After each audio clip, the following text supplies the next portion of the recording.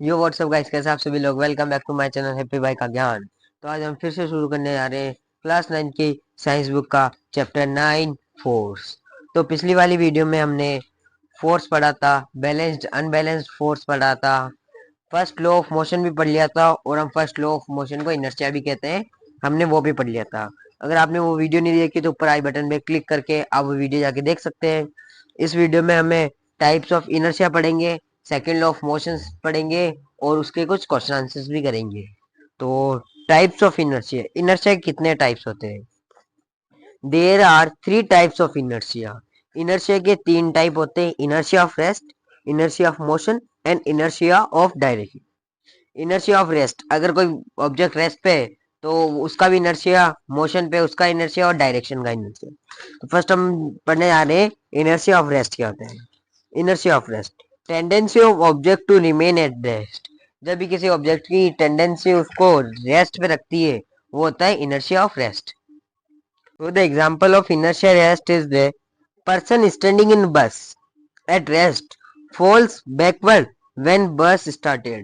अगर कोई भी पर्सन बस में खड़ा है और एकदम से बस स्टार्ट होती है तो वो पीछे की तरफ गिरेगा, क्योंकि जो पर्सन का वो इनर्शिया था वो था रेस्ट में।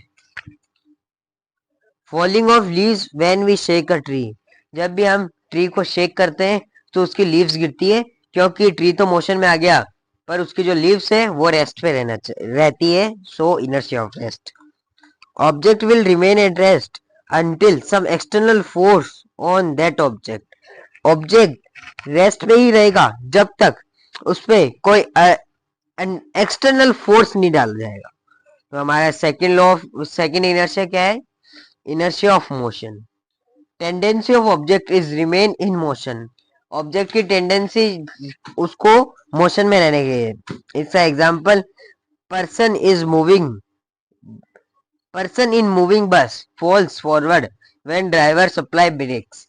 जब भी किसी भी बस में कोई भी पर्सन खड़ा होगा या कोई भी व्हीकल में, तो अगर ब्रेक लगेगा तो हम उसे फॉरवर्ड जाएंगे, क्योंकि हमारी बॉडी तो मोशन में थी पर एकदम से रेस्ट पे आने की वजह से हम फॉरवर्ड की तरफ जाएंगे। Jumping out from moving vehicle, अगर हम किसी मूविंग व्हीकल में से जंप आउट करेंगे तो वो इनर्शिया ऑफ मोशन होगा, क्योंकि एकदम से हम व्हीकल तो मूव कर रही थी और हम हो गए बाहर, जंप कर गए, तो वो इनर्शिया ऑफ मोशन होगा। Moving object while remains in motion until some external force is acting on that object. एक ऑब्जेक्ट, मूविंग ऑब्जेक्ट, एक ऑब्जेक्ट मोशन में है, वो तब तक मोशन में रहेगा जब तक उसमें एक एक्सटर्नल एक्टिविटी नहीं होगी। और third type of inertia, inertia of direction. An object moving in inertia straight line turns to remain same direction. अगर एक ऑब्जेक्ट स्ट्रेट लाइन में जा रहा है तो वो अगर स्ट्रेट लाइन में ही जाता रहेगा तो उसकी direction of inertia of direction कहलाएगा। इसके एग्जांपल है, when vehicle takes left turn person standing inside is thrown through right turn. अगर कोई भी व्हीकल चलते लेफ्ट टर्न लेगी तो उसके अंदर जो पर्सन रहेगा वो राइट टर्न के राइट के लिए फेंका जाएगा, मतलब राइट साइड में थ्रू होगा। Object moving in same direction until some external force is act on that object जब तक इनर्शिया ऑफ डायरेक्शन शो नहीं करेगा जब तक उस पे कोई एक एक्सटर्नल फोर्स एक्टिंग नहीं होता है। अब सेकंड लॉ ऑफ मोशन, हम सेकंड लॉ ऑफ मोशन में एक मोमेंटम भी आता है। मतलब जैसे फर्स्ट लॉ ऑफ मोशन को हम इनर्शिया कहते, इनर्शिया आता है, जैसे सेकंड लॉ ऑफ मोशन में मोमेंटम आता है। पहले हम पढ़ेंगे मोमेंटम क्या होता है और इसके कुछ क्वेश्चन आंसर्स करेंगे। Momentum of body is basically power of motion of that body. किसी भी बॉडी का जो मोमेंटम होता है वो उसकी पावर होती है मोशन की उस बॉडी की। It is defined as product of object mass and velocity. Momentum equals to mass into velocity and it is represented by P. और हम मोमेंटम को पी से रिप्रेजेंट करते हैं। ऐसा unit of momentum is KG metre per second, क्योंकि mass की जो ऐसा यूनिट होती है वो तो होती है केजी, और वेलोसिटी होती है वो पर सेकंड होती है। So the SI unit of momentum is KG metre per second. अब हम पढ़ने जा रहे हैं statement second law of motion का। The second law of motion state that the rate of change of momentum of an object is proportional to the applied unbalanced force on the direction of force. Rate change in momentum, जो rate है वो momentum की change होती है वो directly proportional होती है उस अनबैलेंस्ड फोर्स के जो हमने अप्लाई करा है उस ऑब्जेक्ट पे। Momentum is directly proportional to mass. Momentum mass के डायरेक्टली प्रोपोर्शनल होता है, तो मोमेंटम को ऐसे भी लिख सकते हैं पी। मोमेंटम को हमने पी से डिनोट कर रहा है क्योंकि ऊपर ये था represented by P. P is proportional to M. Momentum is directly proportional to velocity, और मोमेंटम वेलोसिटी के भी डायरेक्टली प्रोपोर्शनल होता है, तो P is directly proportional to V. Object with moving mass will have greater momentum and hence more effect.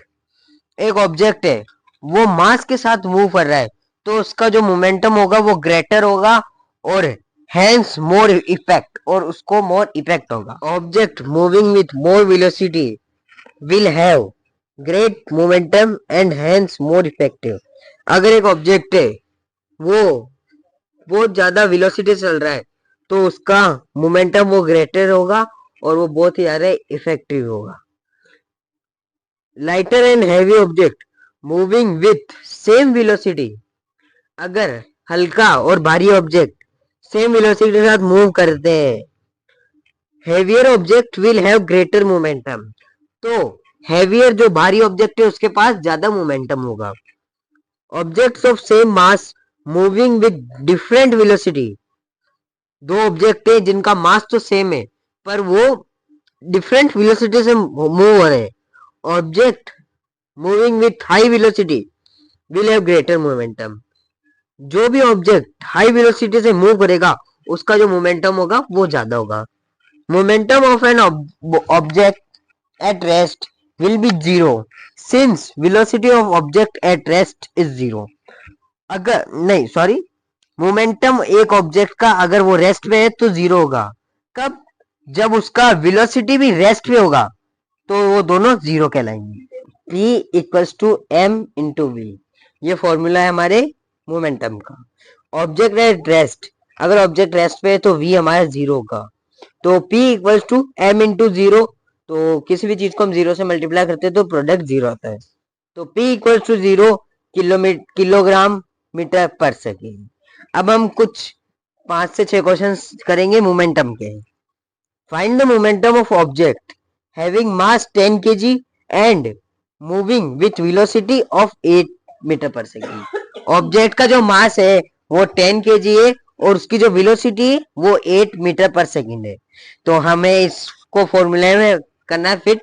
P equals to M into V, तो m हमारा मास है 10 और वेलोसिटी है 8, तो हमने इन दोनों को इंटू करा तो P इक्वल्स टू मतलब momentum equals to 80 kilogram metre per second. Second question, find the momentum of object having weight 200 gram. अब ये 200 ग्राम में है तो हमें इसे किलोग्राम में करना होगा। And moving with velocity of 100 metre per second, और जो उसकी वेलोसिटी है वो है 100 metre per second. So P equals to M into V हमारा मोमेंटम का फॉर्मूला है, और हमारा जो मास है मतलब जो वेट है वो है 20 ग्राम और वेलोसिटी है 100 मीटर पर सेकेंड।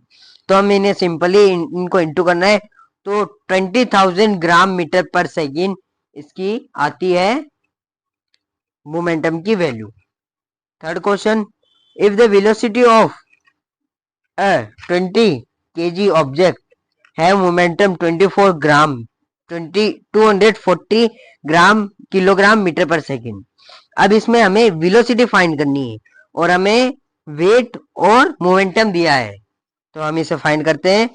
P, तो हमें P तो दे रखा है 240, मास दे रखा है 20 kg, तो हम इस 20 kg को इसके नीचे लेंगे तो ये कट डाउन होके 20 मीटर पर सेकेंड उसकी वेलोसिटी आएगी। तो हमारा लास्ट सेकेंड क्वेश्चन है, find P where m equals to 15 kg and v equals to 30 kg in SI unit, हमें इसको ऐसे यूनिट में निकालना है।